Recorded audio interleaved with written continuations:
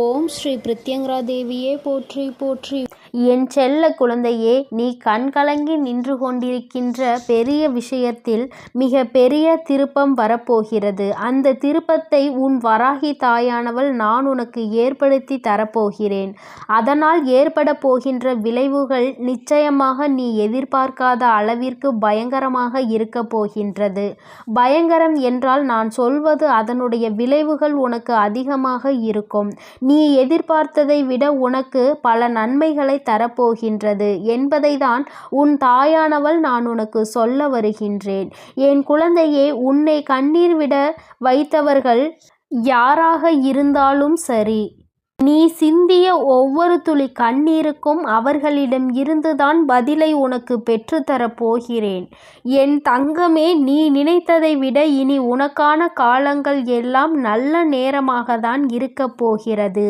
இனி ஒரு நாளும் உன்னை கண்ணீர் சிந்த வைத்தவர்களை உன்னிடம் நெருங்க விடமாட்டேன்.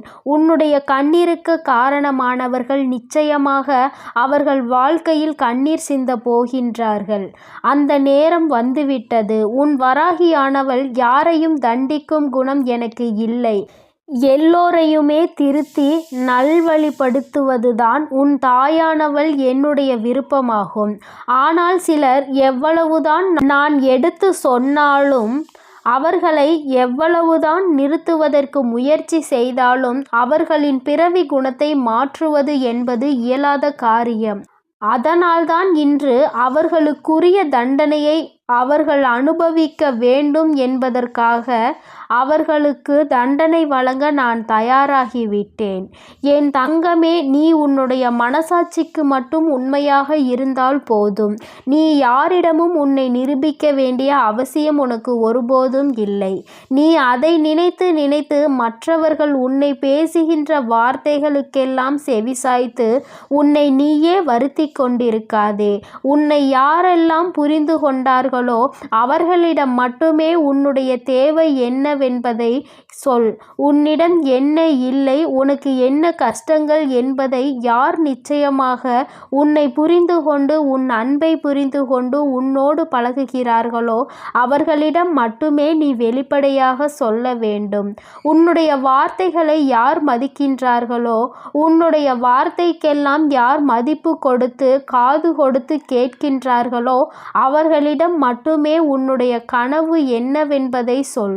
உனக்கு எதிர்காலத்தில் என்னவாக ஆக வேண்டும், என்ன செய்ய வேண்டும் என்பதை அவரிடம் மட்டுமே சொல். உன்னுடைய ஆசை என்னவென்பதை உன் வார்த்தைகளை காது கொடுத்து கேட்பவரிடம் மட்டுமே பகிர்ந்து கொள்.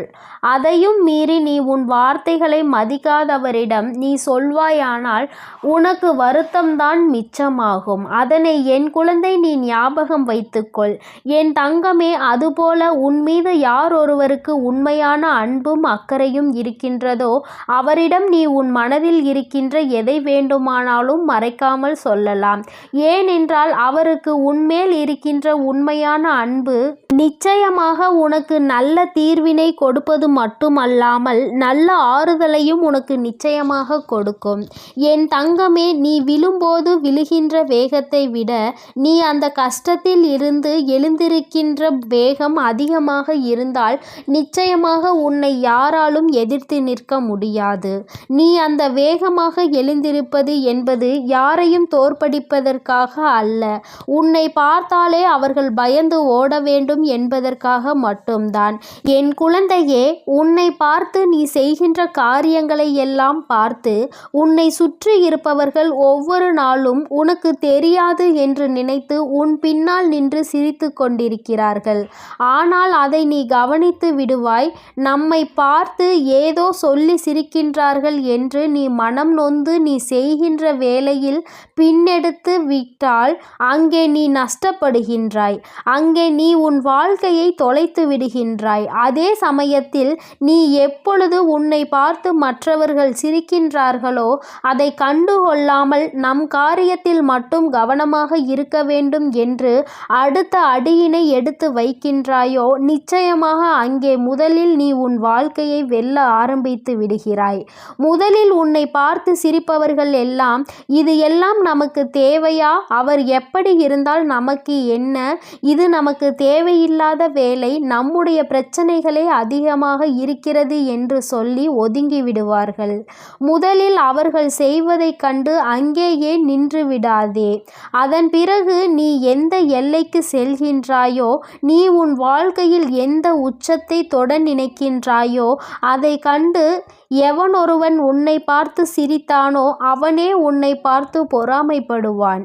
என் தங்கமே, நீ அவர்கள் பொறாமைப்படுகின்ற அளவிற்கு நிச்சயமாக வாழ்ந்து காட்ட வேண்டும்.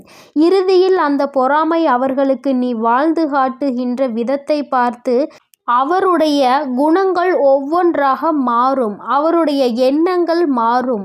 அது என்ன தெரியுமா? ஒரு நாள் நிச்சயமாக வாழ்ந்தாலும் இவரை போலதான் வாழ வேண்டும், வாழ்ந்து காட்ட வேண்டும் என்ற இலக்கை அடைய வேண்டுமானால் இவரிடம் இருக்கின்ற உறுதி நமக்கு இருந்தால் நிச்சயமாக நாமும் இந்த வாழ்க்கையை வென்று காட்டி விடலாம் என்ற எண்ணம் அவர்களுக்குள் நிச்சயமாக ஒரு நாள் தோன்றும் என்பதை மறந்துவிடாதே. என் தங்கமே, மற்றவர்களை பற்றி கவலை கொள்ளாமல் எப்பொழுது உன்னுடைய நம்பிக்கையை வைத்துக்கொண்டு உன்னுடைய பாதையில் மட்டும் நீ எப்போது நல்லபடியாக செல்கின்றாயோ அப்போது உன்னை வெல்ல எவனாலும் முடியாது என்பதை மறந்துவிடாதே. என் தங்கமே, இந்த உலகத்தில் இந்த மனிதன் எதையெதையோ தேடி அலைந்தாலும் அவனுக்கு கடைசியில் தேவைப்படுவது நிம்மதி மட்டும்தான். அவனுக்கு ஓடி ஓடி அலைந்து எத்தனை ஓட்டங்களை எல்லாம் அனுபவித்தாலும் இறுதியில் தேவைப்படுவது ஒரு அமைதி மட்டும்தான். என் தங்கமே, நீ எந்த தொழிலை செய்கின்றாய், எப்படி செய்கின்றாய் என்பதெல்லாம் முக்கியம் கிடையாது. செய்யும் தொழிலை நீ மனநிறைவோடு மகிழ்ச்சியாக செய்தாலே போதும். நிச்சயமாக நாளை என்பது உன் கைகளில் இருக்கும். நாம் இந்த தொழிலை செய்தால் அவன் என்ன நினைப்பானோ, இவன் என்ன நினைப்பானோ என்றெல்லாம் உன் மனதை போட்டு வருத்தி கொள்ளாதே. செய்யும் தொழில் நேர்மையான தொழிலாக இருந்தால் அது எந்த தொழிலாக இருந்தாலும் நீ தைரியமாக செய்யலாம். யாராலும் உன்னை எதுவும் செய்துவிட முடியாது. உன்னுடைய உழைப்பிற்கான பலன் நிச்சயமாக ஒரு நாள் உன்னை வந்து சேரும். அது உன்னை நல்ல நிலைக்கு கொண்டு செல்லும் என்பதை மட்டும் மறந்துவிடாதே.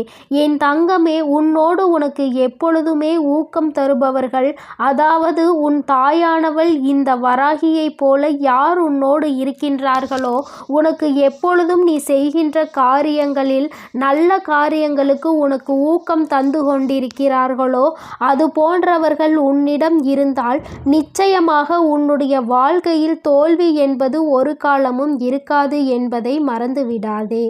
என் தங்கமே, நீ கண்ணீர் விட்ட விஷயம் நிச்சயமாக உனக்கு நல்ல தீர்ப்பினை கொண்டு வரப் போகின்றது. இனிமேல் உன் வாழ்க்கையில் உன்னை எதிர்க்க எவனும் இல்லை என்ற நிலையை உன் தாயானவள் நான் உனக்கு உருவாக்கி தருகின்றேன்.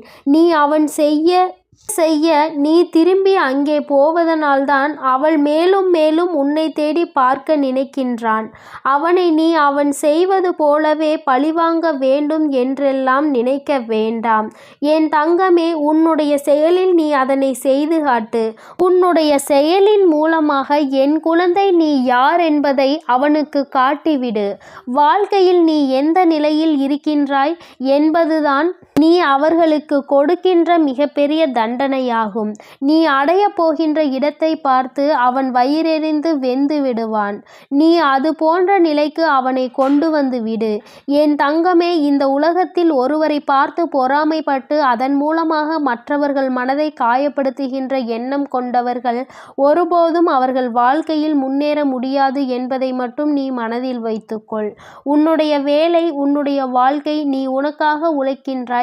நீ முன்னேற வேண்டும், உன் குடும்பத்தை காப்பாற்ற வேண்டும், உன்னை நம்பி இருப்பவர்களுக்கு ஒருபோதும் துரோகம் செய்யக்கூடாது என்று இந்த பாதையில் நீ நடந்து வந்தால் நிச்சயமாக உன் வாழ்க்கைக்கே வெற்றி கிடைப்பதோடு மட்டுமல்லாமல் உனக்கு எப்பொழுதுமே இந்த வராகி தாயானவள் துணையாக இருப்பாள் என்பதை மட்டும் நீ மறந்து விடாதே.